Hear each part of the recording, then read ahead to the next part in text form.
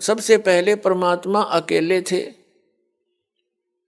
उन्होंने फिर एक अकैलोक की रचना की अपने वचन से, और उसके ऊपर वो परमात्मा विराजमान हुए। वहां से फिर उन्होंने 3 लोकों की और रचना की, जिसको अगमलोक, अलखलोक और सतलोक कहते हैं। और चारों के चारों लोकों में परमात्मा अन्य रूप धारण करके सिंहासन अपने वचन से निर्मित करके उसके ऊपर एक राजा के समान विराजमान हुए। प्रत्येक लोक में परमात्मा ऐसे विराजमान है, सिर पर मुकुट है राजा के समान, और ऊपर छतर है, बहुत बड़ा आलीशान एक बहुत सुंदर गोल आकार का गुंबज बना हुआ है, उसके बीच में सेंटर में मालिक बैठे। सतलोक के अंदर आकर परमात्मा ने अपने वचन से सभी द्वीप और मान सरोवर की रचना कर दी।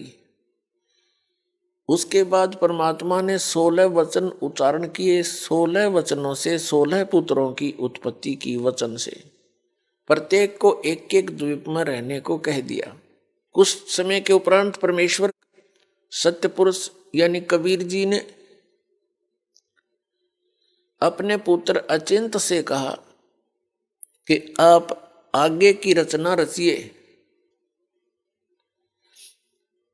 अचिंत ने अपने वचन से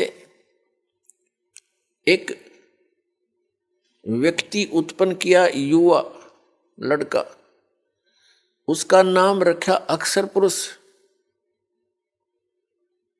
अक्षर पुरुष मान सरोवर के अंदर एक बहुत बड़ा अमृत का भरा हुआ सरोवर है, तालाब है। उस तालाब में जाकर स्नान करने के लिए गया था, वहां पर वो निंद्रा आ गई, उसमें गहरे जाकर सो गया। वहां पर श्वासों से शरीर नहीं है सतलोक के अंदर। काफी समय ऐसे ही बीत गया। उसके बाद परमात्मा ने, सत्य पुरुष ने स्वयं ही सृष्टि रचना की। उसी सरोवर से जल उठाया, अपने वचन से उसको अंडा रूप दे दिया। उस अंडे के अंदर एक आत्मा प्रवेश कर दी अपने वचन से। उस अंडे को उस मानसरोवर में छोड़ दिया। गड़गड़ गड़गड़ करता हुआ वो अंडा नीचे जाने लगा। उसकी आवाज से अक्षर पुरुष की निंद्रा भंग होगी। अब जैसे कोई अधूरी निंद्रा में जागता है तो उसको कुछ क्रोध सा होता है, तो ऐसे उस अक्षर पुरुष ने कोप किया कि मुझे किसने जगा दिया, और उस कोप युक्त दृष्टि से देखा अंडे को। उस कोप से वो अंडा फट गया क्रोध से। उसमें से एक युवा लड़का निकला जो यहाँ का अब मालिक कहलाता, जिसको ब्रह्म कहते हैं, जिसको सरपुरुष भी कहते हैं। अब अक्षर पुरुष और सरपुरुष उस तालाब में 2 थे। परमात्मा ने आकाशवाणी की कि तुम दोनों बाहर आओ। अक्षर पुरुष तुम निंद्रा में थे, तुम्हें जगाने के लिए ये सब कौतुक किया गया। दोनों बाहर आ गए, सरपुरुष और अक्षर पुरुष। इन दोनों से कहा कि आप जाइए अचिंत के लोक में, द्वीप में रहो। ये तीनों एक द्वीप में रहने लगे, अचिंत, अक्षर पुरुष और सरपुरुष। कुछ समय के बाद परमेश्वर ने आप सभी आत्माओं की, कबीर जी ने अपने वचन से आपकी उत्पत्ति की युवा अवस्था में, और आपको अलग अलग स्थान अपने वचन से रचकर उसमें रहने की व्यवस्था की। तो ऐसे आप वहां रहा करते थे। परमात्मा ने नर और नारी की भी रचनाएं की। आपकी वहां संतान है, संपत्ति है, अलग अलग से बहुत सुंदर महलों में रहा करते थे, किसी चीज का अभाव नहीं, कोई राग द्वेष नहीं, सुंदर शरीर आपको प्राप्त था, तेज पुंज से एक ही तत्व का बना हुआ। ये 5 तत्व का बना हुआ है। इसके अंदर आप देखते हो कितना सुंदर आपको लग रहा है। ये बना किस मटेरियल से है? 5 तत्वों से, जिसमें मिट्टी, पवन, जल, अग्नि, वायु, आकाश, इनसे बना हुआ। और ये देख ले, इसमें कुछ दिखता नहीं, कितना सुंदर प्रारूप हो गया इसका। तो इसको बनाने के लिए जो व्यवस्था की गई है, यहां नर्मदा करके उनके द्वारा खाए गए उस 5 तत्व का ही मिश्रण, उसका प्रारूप बदल कर ये शरीर और ये हाड़ मांस का पुतला बन गया। इसका अंतिम संस्कार करते हैं, ये फिर उसी 5 तत्वों में फिर से मिल जाता है। तो सतलोक के अंदर एक तत्व से बना हुआ है, उसमें नाड़ी तंत्र नहीं हमारे शरीर में। तो वहां हम ठाठ से रहा करते थे, कोई चिंता नहीं थी, किसी चीज का अभाव नहीं था, काल मृत्यु नहीं, वृद्ध अवस्था नहीं थी, न बच्चे हमारे सामने मरते थे, ना हम मरते थे, सब सुविधाएं हमें उपलब्ध थी। और एक विशेषता है, जब जीव को सर्व सुख प्राप्त हो जाते हैं तो ये परमात्मा को बोलता है। यह सबसे बड़ी कमी है जो हमें वहां दुख दे गई। और यहां पर भी यही व्यवस्था आपके अंदर है। जो भी आज सुखी है, जिसके पास संतान ठीक है, आगे संतान की भी संतान ठीक है और सब स्वस्थ है, अच्छी पोस्ट है या कोई अच्छा धन उसके पास है, उसको आप जाकर समझाने की चेष्टा कीजिए, वो सुनने को तैयार नहीं। ये दुर्भाग्य उस प्राणी का जो परमात्मा से दूर हो गया, इस नकली सुख न प्राप्त करके, इस झूठे सुख को प्राप्त करके। तो यही समस्या हमारे सामने वहां उत्पन्न होगी। सब सुविधाएं उपलब्ध थी, कोई किसी चीज की वहां त्रुटि कमी नहीं थी। फिर क्या हुआ कि कुछ दिनों के बाद वो सरपुरुष, जिसे ज्योत निरंजन भी कहते हैं, आगे चलकर इसी को काल भी कहते हैं, जो यहाँ का 21 ब्रह्मांड का स्वामी है, जिसके लोक में हम रह रहे हैं। हम यहाँ कैसे फंसे, अब इससे क्लियर होगा। पुण्यात्माओं, जो दास आपको ये कथा सुना रहा है, ये सत्यनारायण कथा है और ये सत्य कथा है और ये परमात्मा द्वारा बताई गई है। ये किसी डोम भाट के गीत नहीं, ये गॉड गिवन स्पिरिचुअल नॉलेज है, कबीर गॉड गिवन। आप जी ने जो आज तक सुना है वो उस रंग में आप रंग चुके हो, और ये हटकर यथार्थ ज्ञान सुनने को मिलता है तो मन के अंदर बहुत से जो है शंकाएं उत्पन्न होती हैं। उत्पन्न तो होंगी और इसी ज्ञान से ही समाप्त भी होंगी। धैर्य से सुनना। अब इस सरपुरुष ने जो अंडे से उत्पन्न हुआ था, इसके मन में एक कल्पना आई,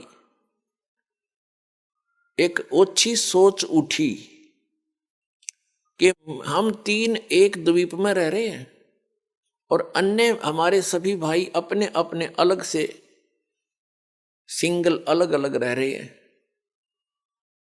तो इसने क्या सोचा कि मैं भी अलग से स्थान प्राप्त करूं।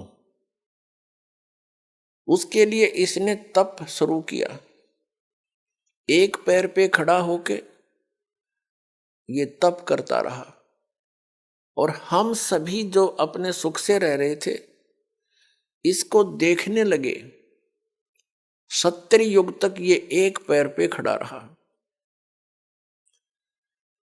तो पुण्यात्माओं, आज भी हमारे अंदर ये त्रुटि विद्यमान है।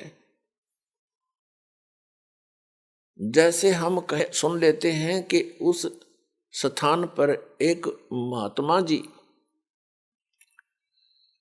2 वर्ष से खड़े हैं, बैठते नहीं हैं, तो गांव वाले तो सारे देखने जाएं और दूसरा भी जो भी सुने वो अवश्य जा देखने के लिए। 2 साल से खड़ा है, 2 वर्ष से खड़ा है, बैठता ही नहीं।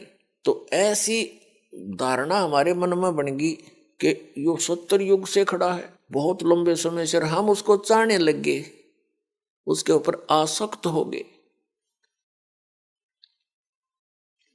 अपने आत्माओं, परमात्मा ने आकाशवाणी की, बहुत बार सतर्क किया, अनाउंसमेंट की कि आप इसकी इस कलाबाजी को मत देखें, अपना मस्त रहो। हम ऊपर से तो सावधान हो गए, अक पिताजी को, परमात्मा को आभास ना हो जा, लेकिन अंदर से कसक गई नहीं इसकी, हमारे जबरदस्त इसकी चाह बन गई, इच्छा बन गई। जब इसने 70 युग तप कर लिया तो परमात्मा कबीर जी ने, परमेश्वर ने पूछा कि क्या चाहता है तू सरपुरुष, क्या चाहता है ज्योति निरंजन। तब इसने कहा, पिताजी ये स्थान मेरे लिए कम है, मैं अलग से स्थान चाहता हूं। परमात्मा ने कहा, ठीक है, तेरे 70 युग के तप के बदले में परिणाम स्वरूप आप जी को 21 ब्रह्मांड दे दिए। जैसे एक सेठ साहूकार पिता अपने पुत्र को 21 प्लॉट अलॉट कर दे के लिए, बेटा ये तेरे हैं, खाली प्लॉट। और ये 21 ब्रह्मांड सतलोक के एक कोने में बहुत दूर, वहां बता दिया कि वहां जाइए। ये वहां गया, 21 प्लाटों को देखकर बड़ा खुश हुआ। इसने सोचा इसमें कंस्ट्रक्शन भी करनी चाहिए, उसके लिए मटेरियल भी परमात्मा के पास ही था। इसने फिर तप किया 70 युग। तब परमेश्वर कबीर जी ने, परम अक्षर ब्रह्म ने पूछा, क्या चाहता है ज्योति निरंजन, ए सरपुरुष, अब किस चीज की आवश्यकता है तुझे, तू क्यों हट कर रहा है। तब इसने प्रार्थना की कि हे परमात्मा, मुझे कुछ सृष्टि रचने की सामग्री दीजिए। परमेश्वर कबीर जी ने, सत्य पुरुष ने इसको 5 तत्व और 3 गुण दे दिए। केले पुत्र खेल ले खिलौनों ते, इनको पाकर के इसने खूब खुशी मनाई। फिर सोचा कि इसमें कंस्ट्रक्शन भी कर लूंगा,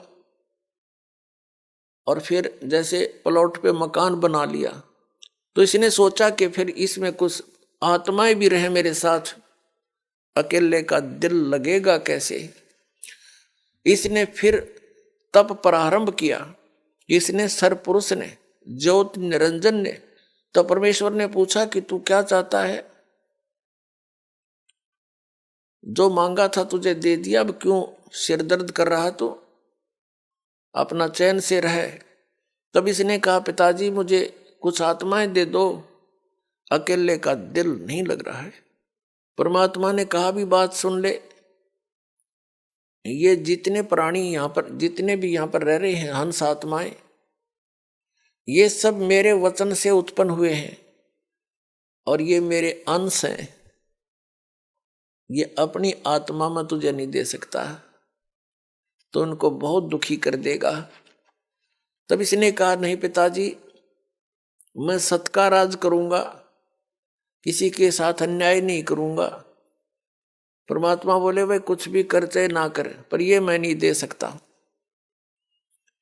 ये मेरे अंश है। मालिक को पता था कि जितनी भी आत्माएं इसको चाह रही हैं, ये कंडेम हो गए। अपने परम पिता से हृदय हटाकर हम इस काल को चाहने लग गए, हम पति भर्ता पद से गिर गए। परमात्मा के हम दिल से उतर गए कि मैं इनको सब सुविधाएं दे रहा हूं, परमात्मा कह रहे हैं, और ये इसको क्या दे रहा है इनको, और इसको चाहने लगे, कितने बुद्धू ये। तो परमात्मा कबीर जी ने ज्योत निरंजन से कहा कि यदि कोई आत्मा स्वेच्छा से तेरे साथ जाना चाहते हैं तो मैं भेज दूंगा, अन्यथा मैं नहीं भेजूंगा इन आत्माओं को। वो तो अंतर्यामी है कबीर परमेश्वर जी, सत्य पुरुष जी। उनको पता था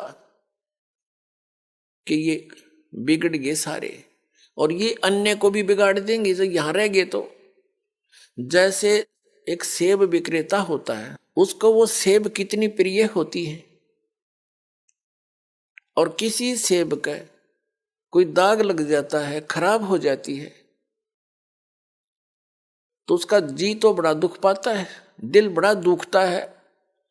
उस सेब को उन स्वस्थ सेबों से हटाकर दूर रखने में और कूड़े में फेंकनी पड़ती है उसको, लास्ट में सूअर खाया करे फिर उसको। यदि वो उसके रख ले उस सेब को तो अन्य का विनाश कर दे वो। तो यही दशा आप जी हम सभी की वहां होगी थी। हम परमात्मा के कितने प्रिय थे, फिर भी हमारे को यहां फेंकना अनिवार्य समझा कि ये औरों ने भी खराब करेंगी। हम अपने पैर पे कुआड़ा आप मार के आए हैं यहाँ पर। ये सत्कर मान लियो पुण्यात्माओं, ये कोई डूम बाट के गीत नहीं है। या जिस दिन तुम्हारे बात या सत्य कथा हृदय में समा जाएगी, उस दिन आप सतलोक के वासी हो जाओगे। ये विश्वास होना ही कठिन है। तो परमात्मा ने कहा कि इनसे पूछ ले, जो तेरे साथ जाना चाहता हूं मैं भेज दूंगा। तो पुण्यात्मा वो ज्योत निरंजन हमारे पास आया। हम तो पहले उसको चाह रहे थे, उसके आते ही चारों तरफ खड़े हो गए। उसने कहा कि मैंने पिताजी से 21 प्लाट लिए हैं, 21 ब्रह्मांड, उनमें ऐसे रचना रचूंगा, वहां पर ऐसे पहाड़ बनाऊंगा, झरने बनाऊंगा, फलदार वृक्ष लगाऊंगा, मेरे साथ चलोगे तुम? सभी ने हमने एक सुर में कहा कि यदि पिताजी आज्ञा दे देंगे तो हम आपके साथ चलने को तैयार हैं। ज्योत निरंजन ने आकर के परमात्मा से अर्ज की कि हे परमेश्वर, हे पिताजी, तो कुछ आत्माएं मेरे साथ जाने को तैयार हैं, आपकी अनुमति चाहते हैं। परमेश्वर ने कहा कि मेरे सामने हाँ भरवा दे, सहमति करवा दे, फिर मैं भेजूंगा। कबीर परमेश्वर यानी सत्य पुरुष जी और ये सरपुरुष ज्योत निरंजन, जो आगे चल के ये काल भी यही कहलाया, ये सरपुरुष हमारे पास आगे दोनों सरपुरुष और परम अक्षर पुरुष, यानी जिसको हम सत्य पुरुष कहते। परमेश्वर ने आकर हमसे पूछा कि अभी जो हंस इस ज्योत स्वरूपी निरंजन यानी सरपुरुष के साथ जाना चाहता है वो हाथ खड़ा कर दे। अब पिताजी के सामने, क्योंकि जिसने पहले हमें कहा था कि इसके ऊपर आसक्त मत होना, कर्म बिगड़ जाएंगे तुम्हारे, तो नहीं हिम्मत पड़ी अपने मन की भावना को सार्वजनिक करने की। चुप हो गए, सन्नाटा छा गया, नीचे को गर्दन कर ली।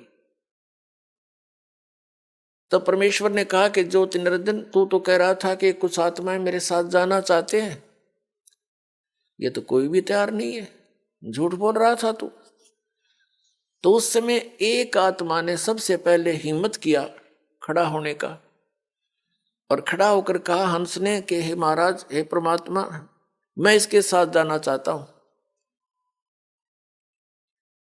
अब उसकी देखा देखी फिर हमने भी सोचा कहीं एकला आनंद लूट जाए, वहां पर हम रह जाए पीछे। तो हम सभी ने हाथ खड़े कर दिए दोनों। जितने भी यहां चिट्ठी से लेकर हाथी तक, रंग से लेकर राजा तक, 21 ब्रह्मांड में ब्रह्मा विष्णु महेश ऋषि महर्षियों तक जितने भी आत्माएं हैं, ये सारे की सारी सतलोक से आए हुए हैं। तो हम सब ने हाथ खड़े कर दिए इसके साथ आने के लिए। हम इतने निर्लज्ज हो गए।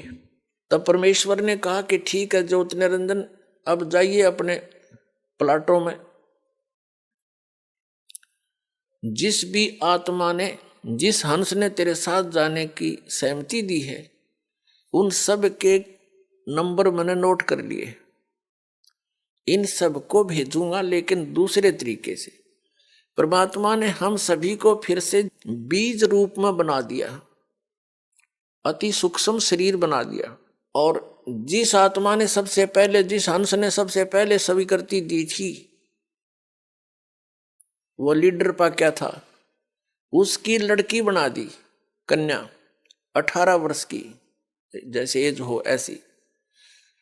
और उसके अंदर परमेश्वर ने अपने वचन से हम सभी आत्माओं को फीड कर दिया उसके अंतःकरण में, और कहा बेटी मैंने तेरे को वचन शक्ति दे दी है, जितने भी जीव वो ज्योत निरंजन कहेगा तू वचन से बोल देना, उतने ही वो जीव नर और मादा उत्पन्न हो जाएंगे, और सभी आत्माएं तेरे अंदर फीड कर दी है, डाल दी है।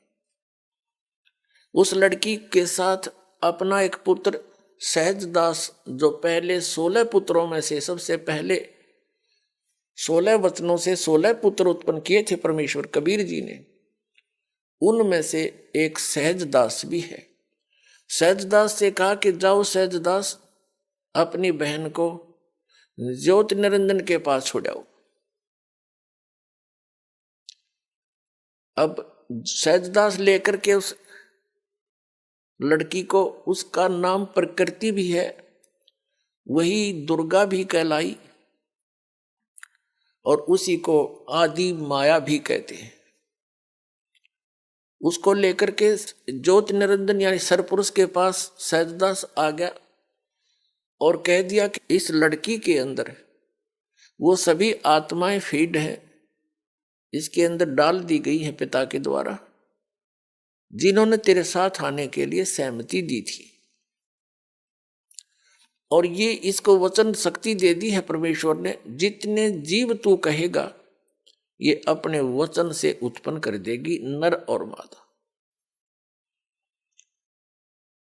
ये कहकर के सहजदास अपने द्वीप में आ गया। अब लड़की युवा होने के कारण उसका रंग रूप निखरा हुआ था। अकेली युवा लड़की को देखकर ज्योति निरंजन के मन में ये विकार उत्पन्न हुआ, जो आज आप सबके अंदर विद्यमान है।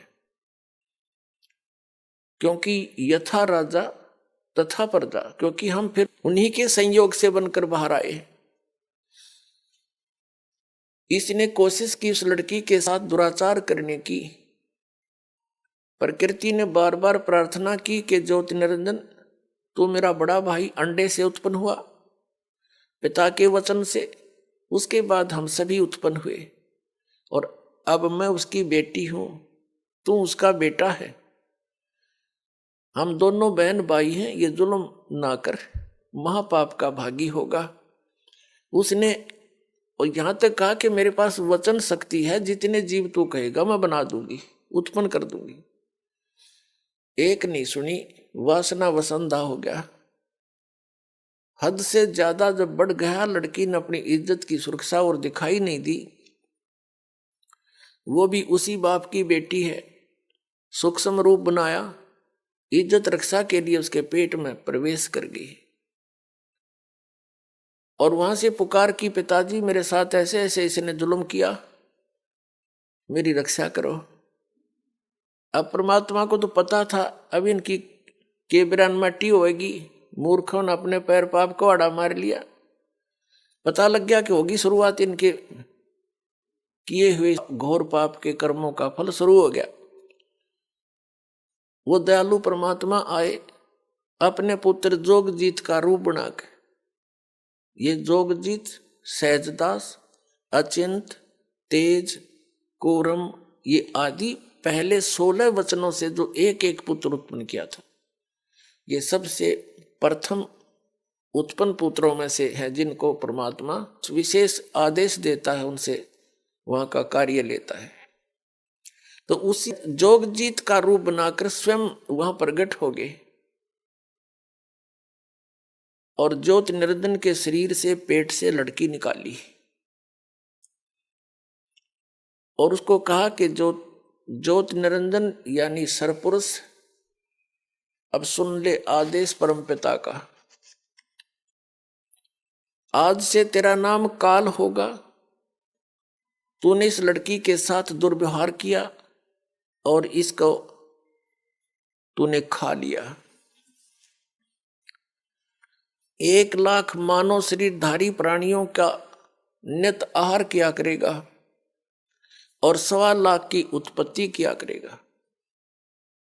आज से तेरा नाम काल होगा और तुम यहां से निकल जाओ दोनों 21 ब्रह्मांड को लेकर के।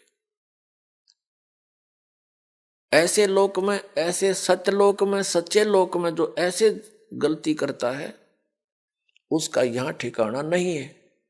ये कह करके परमात्मा ने उसके 21 ब्रह्मांड चालू कर दिए। ऐसे चल पड़े जैसे विमान चल पड़ता है उस परम पिता के आदेश थे। अब ज्योत निरंजन ने बहुत कोशिश की। अब उस ज्योत निरंजन ने जोगजीत अपना बड़ा भाई समझकर विनय बहुत किया कि मुझे अक्षमा करवा दे पिताजी से कहकर, फिर से गलती नहीं करूंगा। तब जोगजीत ने कहा कि निकल जा बस, अब तू ज्यादा समय नहीं तेरे लिए। अब वहां से चलकर ये 21 ब्रह्मांड उस सतलोक से 16 शंख कोश की दूरी पर आगे, एक कोश लगभग 3 किलोमीटर के आसपास होता है। और यहां आकर के ये चक्कर काटने लगे। इस काल ने क्या कर रखा है, 5 ब्रह्मांडों का एक ग्रुप बना रखा है। ऐसे ऐसे 4 महाब्रह्मांड बना रखे हैं जिसमें 5-5 ब्रह्मांड रोक रखे, और एक ब्रह्मांड जो बहुत बड़ा क्षेत्र है उसने अपने निज स्थान के लिए अलग रखा है। और प्रत्येक ब्रह्मांड के अंदर सबसे ऊपर के स्थान पर इस काल ने अपनी अलग से राजधानी नियोजित की हुई है, बनाई हुई है। अब जब ये वहां से चलकर आगे इतनी दूरी पर ज्योत निरंजन ने फिर वही दुराचार प्रारंभ किया उस दुर्गा के साथ। दुर्गा ने कहा कि ज्योत निरंजन जुल्म ना करे, पहले तो मैं तेरी बड़ी बहन, अब मैं तेरे पेट से बाहर आएगी निकल कर तेरी बेटी होगी, तो कोई से नाते की तो लज्जा रख ले। वह तुझे यहाँ जीव चाहिए मैं उत्पन्न कर दूंगी। लेकिन इसने एक नहीं सुनी। अपने ही नख रेखा से, नख नाखूनों से, क्योंकि ये वचन शक्ति जो होती है अध्यात्म, ये बहुत बड़ी प्रबल होती है। इसको हम भौतिक विज्ञान से नहीं तोल सकते, उससे नापने की भी चेष्टा नहीं करनी चाहिए। ऐसे कैसे हो गया, ऐसे कैसे हो गया। तो इसने अपने नाखूनों से, वो परमात्मा ने क्या किया था कि उस लड़की के प्रजनन इंद्रिय नहीं लगाई थी, और लड़की इसलिए बनाया था कि इसकी नीयत और देख लूं वो कितना बढ़िया आदमी है। तो वो तो एक आने का नहीं पाया, युवा लड़की के ऊपर आसक्त हुआ, फिर वो नीचे आगे। तब इस काल ने ज्योत निरंजन अपने नाखूनों से अभद्र तरीके से और आध्यात्मिक शक्ति से लड़की को प्रजनन इंद्रिय लगाई। फिर इसने विलास किया, 3 बच्चों की उत्पत्ति की। अपुण्यात्माओं, जैसे आध्यात्मिक शक्ति को भौतिक विज्ञान से हम नहीं नाप सकते, और इस कारण से हम इसको नकारा नहीं कर सकते, ना करना चाहिए। यदि आपने अध्यात्म मार्ग में आगे बढ़ना है तो अध्यात्म मार्ग में जिसको हम इम्पॉसिबल कहते हैं वो इम्पॉसिबल नहीं होता। जैसे अगस्त ऋषि ने इन 7 समुद्रों को एक ही घूंट में, एक चुल्लू में यूं उठाया था और पान कर गया, सारे सूख गए थे। तो आज की भौतिक विज्ञान इस बात को मान सकती है, वो ना मानने दे, पर यदि आपने इस भक्ति मार्ग पर आगे बढ़ना, ये सारी सच्ची समझना। तो उसने क्या किया, अपने आत्मा, अब काल ने क्या कहा कि अब मेरा कौन क्या बिगाड़ेगा, अब जो सजा मुझे मिलनी थी मिल गई, मनमानी करूंगा, सब तरह से उसको डरा धमका दिया। अब दुर्गा को और कोई विकल्प दिखाई नहीं दिया, दुर्गा ने उसको समर्पित कर दिया और प्रत्येक आज्ञा का पालन करने लगी उसके डर से। तो उसने कहा कि मेरा भेद किसी को नहीं देगी तू, नहीं तो तेरी खैर नहीं है, किसी को नहीं बताना मैं कैसा हूं, कहां रहता हूं, और आज के बाद तू सारे ब्रह्मांड में, इन 21 ब्रह्मांडों का तू ही संचार यानी कंट्रोल करेगी, इसको संभालेगी। अब दुर्गा ने कहा कि एक बात बता, मैं एक स्त्री और इतने काम को कैसे संभाल सकूंगी, अब तू मेरे साथ तो रह कम से कम। तो उसने कहा कि नहीं, मैं ऐसे स्थान पर रहूंगा वहां कोई नहीं जा सकता, और वहां पर तू भी मेरी ही आज्ञा और वचन से ऊपर आ सकती है, अन्यथा तेरी भी हिम्मत वहां आने की नहीं होगी, ऐसी व्यवस्था करूंगा। अब दुर्गा के पास कोई विकल्प नहीं था, अपने पैर पर आप कुवाड़ा मार के आई थी, सारी बात स्वीकार कर ली। कहा कि मेरा भेद मत देना, मेरे विषय में किसी को नहीं बताना। अपने आत्माओं, जैसे हम पहले सुना करते थे, एक समय आप सुनते रहे हो, जैसे ब्राह्मण लोग बच्चों का विवाह कराते हैं, जब उनके फेरे कराते हैं, हमने खूब सुना करते हम, वो क्या कहा करते, सटाट यहां से करा करते, काश्यप गोत्रा काश्यप गोत्री। तो हमारे कोई बुद्धि में नहीं आया करते, हमने सोचा इनका कोई सेंटेंस श्लोक होगा, ऐसे बोलते हैं।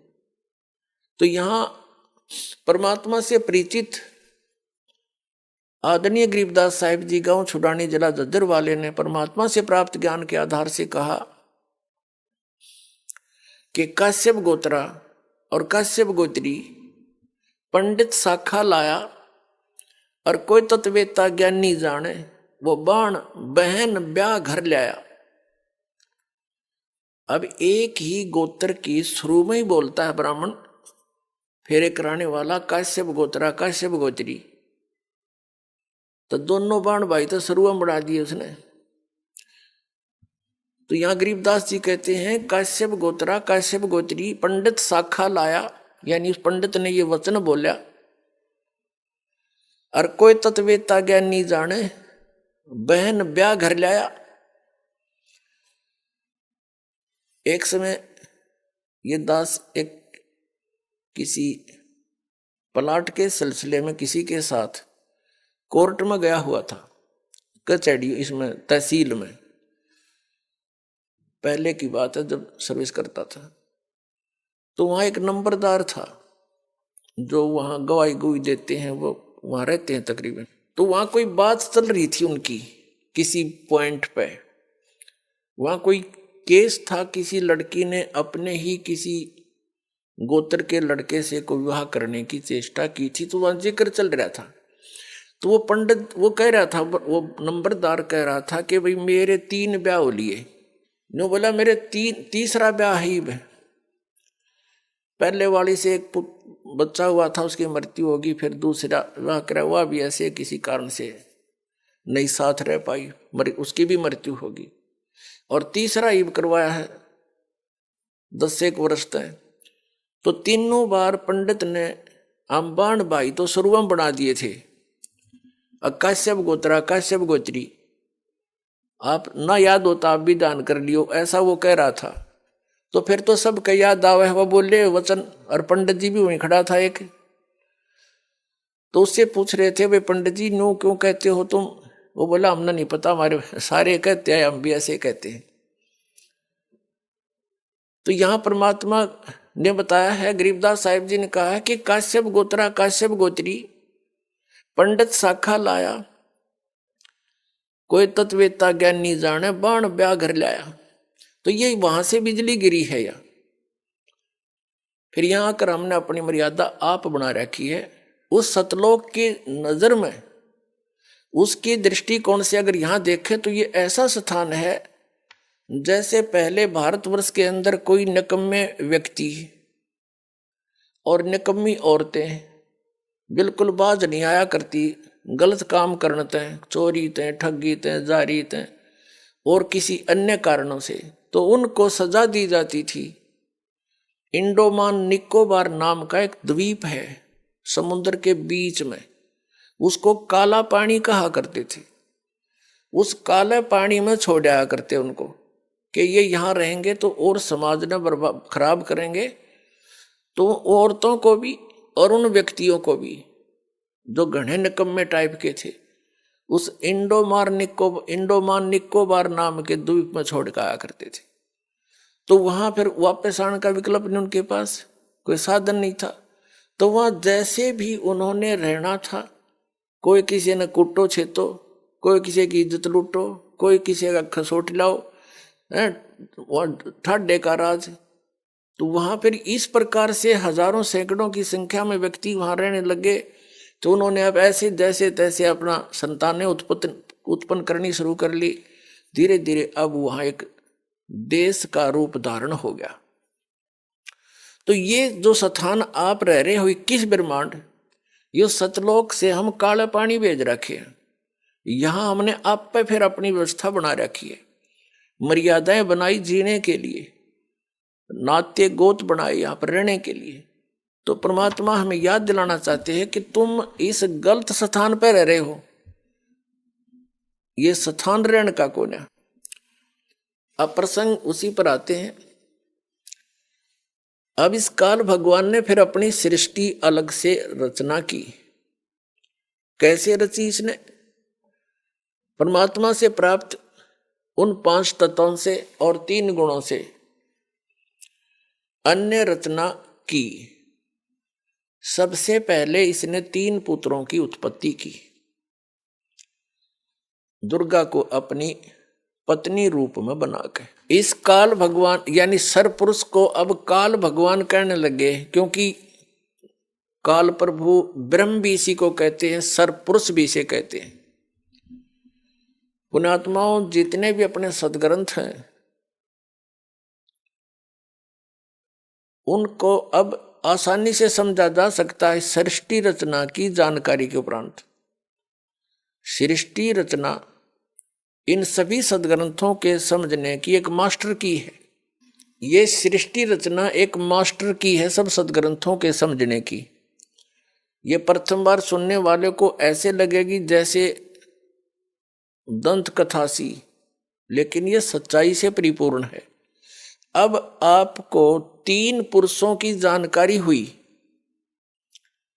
एक सरपुरुष जो अंडे से बना, मान ले के कबीर परमात्मा के वचन से। एक अक्षर पुरुष जो अचिंत के वचन से उत्पन्न हुआ था। और वो तीसरा जो सबका मालिक, वो परम अक्षर पुरुष है जिसको सत्य पुरुष भी कहते हैं। तो अपने सदग्रंथ इसका संकेत बहुत दे रहे हैं, लेकिन हम समझ नहीं सके क्योंकि हमारे पास ये मास्टर की नहीं थी या मुख्य चाबी नहीं थी। सृष्टि रचना का हमें ज्ञान नहीं था। सृष्टि रचना का ज्ञान रचने वाला ही दे सकता है। तो उस परम अक्षर ब्रह्म सतपुरुष कबीर जी ने आकर के हमें यह सृष्टि रचना का ज्ञान दिया, और उस ज्ञान को दास अब आपके रूबरू कर रहा है, आपके समक्ष पेश कर रहा है और सभी सदग्रंथों से प्रमाणित कर रहा है। श्रीमद् भगवत गीता। अब थोड़ा सा आपको इन तीनों पुत्रों की उत्पत्ति बता करके फिर सदग्रंथों का रेफरेंस देंगे, आसानी तो समझ में आओगा। तो सबसे पहले इस सृष्टि रचना के अंदर और इस सारे अध्यात्म ज्ञान को समझने के लिए आप जी को एक चित्र दिखाते हैं जो आसानी तो समझ में आओगा। देखिएगा, ये एक ब्रह्मांड है, ये एक ब्रह्मांड, एक ब्रह्मांड का चित्र है। ये ऐसा समझो, ये एक ब्रह्मांड है, ये सारा कुछ, ये जो बाउंड्री नजर आ रही है आपको, ये एक ब्रह्मांड है। इसकी इलिप्टिकल शेप है, अंडे जैसी। इसको अंड भी कहते हैं, इसी को ब्रह्मांड भी कहते हैं। इसमें देखिएगा नीचे के ये 7 लोक, ये वितल, महातल, तलातल, पाताल, रसातल, सूतल, अतल आदि, और ये पृथ्वी हम जिस पर रहते हैं, और ये ब्रह्मा जी का लोक, ये शिव जी का लोक, ये विष्णु जी का लोक। इस एक ब्रह्मांड के अंदर सामग्री है। या एक ये इंद्र का लोक, ये स्वर्ग और नरक इकट्ठा ही है, ये स्वर्ग लोक कहलाता है। ये मानसरोवर, यहाँ भी एक मानसरोवर इस काल ने अलग से बना रखा है। ये धर्मराय का लोक, जो धर्मराज है, जो सबका लेखा जोखा करता है। और फिर ये आ जाता है ब्रह्मलोक, ये एक ब्रह्मलोक है। इसी ब्रह्मांड के अंदर ब्रह्मलोक कहलाता है सारा। ये अक्षेत्रिक ब्रह्मलोक कहलाता है। इसमें क्या है, यहाँ बहुत बड़ा वन है, जंगल है, बाग बगीचे हैं। और ये इंद्र का, इसने काल ने इस ब्रह्मलोक के अंदर नकली रचना कर रखी है। एक महाइंद्र का द्वीप, एक नकली सतलोक, उस ऊपर के लोकों की नकल करवा रखी है। अलखलोक, नकली अगमलोक और नकली अक यानी अनामी लोक। ये इस स्थान को फिर इसने बंद कर रखा अलग से। ये बहुत बड़ा क्षेत्र है, चित्र में छोटा दिखा। इससे बाहर यहाँ दुर्गा का एक द्वीप है, ये यहाँ अलग लोक है इसका, यहाँ से ये सबका संचालन करती है। इससे ऊपर ये स्थान है जो ये गुप्त है। ये स्थान जो है इस ब्रह्मांड के अंदर ये गुप्त स्थान बना रखा है इसने ब्रह्मलोक में। और यहां पर इसने 3 स्थान बना रखे हैं के संयोग से जो पुत्र उत्पन्न होता है वो सतोगुण युक्त हो जाता है, उसका नाम विष्णु रख देते हैं और ऐसी ही शकल का बन जाता है।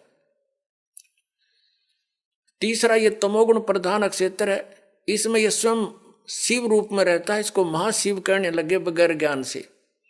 महाशिव रूप में रहता है, दुर्गा को पार्वती रूप में रखता है। और इन दोनों के संयोग से जो पुत्र उत्पन्न होता है वो तमोगुण युक्त हो जाता है। उसको शंकर और शिव नाम दे करके ये अपनी सृष्टि चलवाता है इन तीनों से। और ये स्वयं यहां रहता। चलिए, ये 3 स्थान है, एक रजोगुण प्रधान क्षेत्र, दूसरा सतोगुण प्रधान क्षेत्र, तीसरा तमोगुण प्रधान क्षेत्र। यहां ये दुर्गा को ऊपर ले लेता है, इनकी उत्पत्ति करके दुर्गा को वापस भेज देता है। इन तीनों बच्चों को यहां नीचे भेज देता है, कोमा में रखती है ये, और फिर इनको अलग अलग स्थानों पर छोड़ देती है। इनकी राजधानियां बना करके इनको अलग अलग स्थान पर इनका विवाह करके तीनों का, और अपने ब्रह्मांड का संचालन करवाता है। अब रजोगुण प्रधान क्षेत्र कैसा होता है, तमोगुण प्रधान क्षेत्र कैसा होता है, और सतोगुण प्रधान कैसा होता है। जैसे एक मकान के अंदर 3 कक्ष हों, एक कमरे के अंदर अश्लील चित्र लगे हों और दूसरे में चित्र लगे हों साधु संत फकीरों के, और तीसरे में लगे हों शहीदों और शूरवीरों के, तो जिस कक्ष के अंदर अश्लील चित्र लगे हैं उसमें जब व्यक्ति जाते हैं उनका मन भी वैसा ही मलिन बन जाता है, वैसी भावनाएं उत्पन्न होने लग जाती हैं। और जब वो उस सतोगुण प्रधान क्षेत्र में यानी उस सतोगुण प्रधान क्षेत्र में, यानी जिसमें साधु संत फकीरों के महापुरुषों के फोटो लगे हों, वहां जाते ही मन की भावना बदल जाती है। तो जब तक उसमें रहता है उसके वैसे ही विचार रहते हैं, क्योंकि उनकी कहानी से, उनकी जीवनी से वो परिचित होता है। और वही व्यक्ति फिर जाता है उस सूरवीरों के जहाँ चित्र लगे हैं उस कक्ष में शहीदों के, तो उनकी कुर्बानियों से भी परिचित होता है। उनको पढ़ पढ़ के, सुन सुन के, उनके विचार करके उनके वैसे ही भाव बन जाते हैं। ठीक इसी प्रकार इसने सुनियोजित तरीके से हम सबको यहाँ फंसा रखा है। इन 3 पुत्रों को जब ये युवा हो जाते हैं, जब ये युवा होते हैं तब तक इनको कोमा में रखता है और इनकी परवरिश जारी रखता है, इनको अचेत रखता है। पुण्यात्मा, आजकल हमने बहुत से प्रमाण देखे हैं। एक व्यक्ति आया था हमारे पास, उसने बताया कि मेरा लड़का 16 वर्ष की आयु में कोमा में चला गया किसी दुर्घटना के कारण। आज वो 30 वर्ष का हो गया, 14 वर्ष से वो कोमा में है। उसको नली से दूध और कुछ खिलाते पिलाते हैं और वो जीवित है, कोमा में पड़ा है 14 वर्ष से। तो इस परमात्मा के विधान को समझने में अब ये भौतिक विज्ञान भी आपका सहयोग दे रही है। जब ये युवा हो जाते हैं, इन तीनों को सचेत कर देते हैं। ब्रह्मा जी को, जैसे विष्णु जी को शेष नाग की सैया पर समुद्र में लिटा दिया और उसके नाभि से एक कमल निकाल दिया जादूगर ने, इस काल ने, और उस कमल के फूल के ऊपर ब्रह्मा जी को सचेत कर दिया, बैठा दिया, फिर सचेत कर दिया। शंकर जी को एक कैलाश पर्वत पर बेहोश रखा हुआ था, वहां सचेत कर दिया। फिर इन तीनों को सचेत कर दिया, इकट्ठे कर दिए और फिर इनको आदेश दे दिया कि तुम अपना अपना काम करो। ब्रह्मा जी को सृष्टि रचने का, विष्णु जी को सतीथि बनाने का और शंकर जी को संहार करने का। उनमें तीनों वो गुण बना ही रखे थे पहले ही। अब जैसे ये भगवान, फिर इनका विवाह कर दिया। दुर्गा ने अपने ही 3 रूप, अपने वचन से 3 लड़कियां उत्पन्न की, उनको समुद्र में छुपा दिया। इन तीनों को समुद्र, उसमें सागर मंथन के लिए भेजा। ये 3 लड़कियां निकली, तीनों को लेकर के मां के पास आ गए। तो मां ने कहा था, बेटा जो भी वस्तु निकले एक एक ले लेना, लेकिन उनका ध्यान रखना कि पहले कौन सी निकली है, दोबारा कौन सी, तीसरी बार कौन सी, पहचान रखना। वो तीनों लड़कियों की पहचान करके वो मां के पास ले आई। उनको बता दिया कि ये प्रथम निकली थी, ये द्वितीय, ये तीसरी बार। जो प्रथम निकली थी उसका नाम सावित्री रखा, ब्रह्मा से विवाह कर दिया। दूसरी बार निकली थी उसी में नंबर वाइज, तो उसका विवाह विष्णु जी के साथ कर दिया, उसका नाम लक्ष्मी रख दिया। और तीसरी जो निकली थी उसका नाम उमा रखा और भगवान शिव से विवाह कर दिया। अब तीनों को वचन से कह दिया कि यह तेरी पत्नी स्वीकार करो और जाओ अपने लोक में। तो तीनों को 3 राजधानी रच के ऊपर के लोक बना रखे, उनमें छोड़ दिए, जाओ। अब वहां से इस काल की सृष्टि प्रारंभ हुई। कुछ मैथुन सृष्टि, कुछ दुर्गा के वचन से, और ऐसे ये काल का सारा जुगाड़ जुड़ गया।